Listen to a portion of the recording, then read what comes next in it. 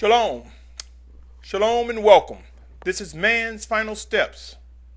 Man's Final Steps, a continuing series to those who will be among the ranks of the 144,000 and multitude who will come out of the great tribulation. Those mentioned in Revelation 7th and 14th chapter. Today is January 2nd, 2014. My name is Symmanayah, and in this segment of Man's Final Step, it is entitled Foresight versus Hindsight. My brothers and sisters, the Most High Father, through His set-apart Spirit, sent in Yahusha's name, will inform us, instruct us, teach us, and guide us. He will continue to execute His right rulings among us, one towards another, and through His chosen leaders. Our life is solely based on our belief of the unseen and untouchable. We have forged a relationship with the invisible, Almighty One, Yahuwah.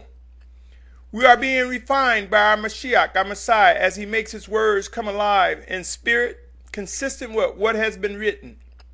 Yes, making the letter alive is done by the Spirit of Yahusha. These work in conjunction with one another. Scriptures have, in other words, it is through the Scriptures that we read, we study, but it is through the life of the Spirit of Yahusha that those Scriptures are made alive for us to understand and respond. We are being refined by our Mashyach. Yes, His words are coming alive each day. Scriptures have demonstrated the Most High has delivered messages in many various ways. From Malachim, messengers from heaven, or Shamanim, depending on what label you use, what form you embrace, to the prophets, and in one instance we even witnessed the mouth of a donkey opened to save a life. Communications to those who are obedient prove almost always to include the need for having foresight and believing that it will come to be what is said will be done. Hindsight, on the other hand, can be dangerous, for we do not have a rewind button to do it over again. Many will not have an opportunity to get it right, per se. Let's review some verses where we witness the beauty of foresight. Foresight provided by the Spirit of the Almighty Father through true worship and obedience. We see results of those who believe and responded to our Almighty Father, Yahuwah. Hebrews 11 reads, "And belief is the substance of what is expected, the proof of what is not seen. For by this the elders obtain witness." The second verse. In the third verse, "By belief we understand that the ages were prepared by the word of Elohim, so that what is seen was not made of what is visible." Let me continue on with Hebrews, and I'm going to jump down to Hebrews 11, 6 and 7. "But without belief it is impossible to please Him. For he who comes to Elohim has to believe that He is, and that He is a rewarder of those who earnestly seek Him." Verse 7, this is Hebrews 11th chapter, verse 7. "By belief Noah, having been warned of what was yet unseen, having feared, prepared an ark to save his house, through which he condemned the world and became heir of the righteousness which is according to belief." Hebrews 11:24 reads, "By belief Moshe, having become great, refused to be called the son of the daughter of Pharaoh, choosing rather to be afflicted with the people of Elohim than to enjoy the pleasures of sin for a time." 11:29 and 30 reads, "By belief they passed through the Red Sea as by dry land, and when the Mitzrayites, or the Egyptians, tried it, they were drowned. By belief the walls of Jericho fell, having been surrounded for 7 days." Clearly, we should be able to realize some phenomenal things occurred that demanded the obedience of the Most High Father to acknowledge and respond to foresight, things that required listening and obeying instructions and guidance from the Most High Father. Imagine if we always walked in a position of letting hindsight be the influencing factor to our actions. How then will we be able to please our Almighty Father, He that is the beginning and the end? These are man's final steps. Soon evidence of the beginning of the Great Tribulation will reach our doorsteps. Yes, the Great Tribulation will soon start. When that time arrives, a countdown to the final days before Yahusha returns begins. While we do not know the exact date nor the hour, scriptures do inform us that we will know the season.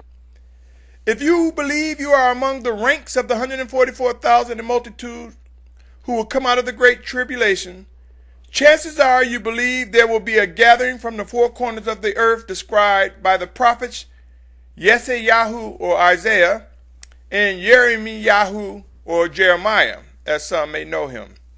Yes, there are those who would say these prophecies have been fulfilled.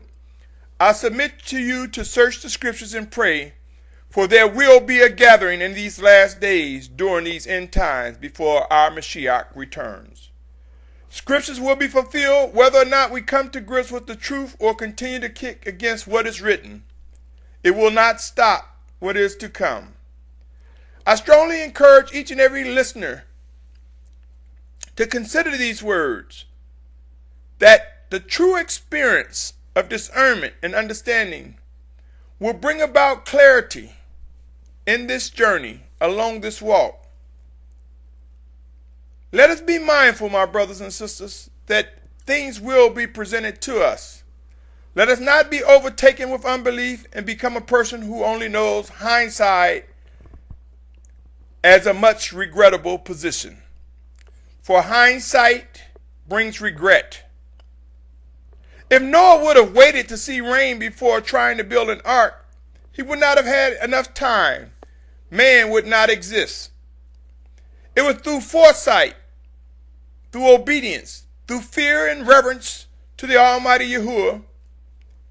It was through his obedience that Noah responded to the Father and was able to envision or realize or understand what must be done. And it was through obedience that Noah responded, and thus man continued to live as a result of the ark being built. There is absolutely not any scriptures where we read the Most High saying, okay, Noah, this is the fourth time I told you to build that ark, and you better get it right this time. Nowhere do we see any scriptures depicting such communication. Noah had one chance to get it right, or that would have been it.